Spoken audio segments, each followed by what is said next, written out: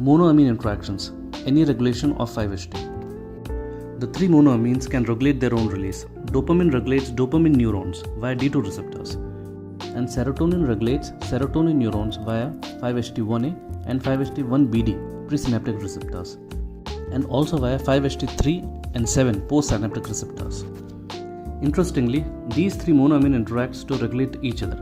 For example, serotonin regulates dopamine via 5-HT1A, 2C and 2A receptors, and it regulates norepinephrine release via 5-HT2C receptors. Serotonin also regulates dopamine and norepinephrine via 5-HT3 receptors. NE reciprocally regulates 5-HT neurons via both alpha-1 and alpha-2 receptors. Alpha-1 receptors acts as accelerators and alpha-2 receptors as brake. On the 5-HT release, NE neurons from the locus coeruleus travel a short distance to the midbrain raphe, and there they release NE onto postsynaptic alpha-1 receptors on 5-HT neuronal cell bodies. This directly stimulates 5-HT neurons and acts as accelerator for 5-HT release.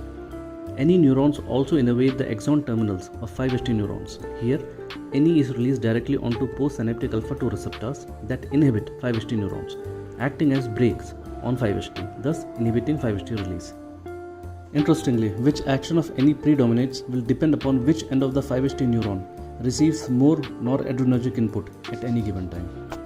As we know, there are many brain areas where 5-HT, NE and DA projections overlap.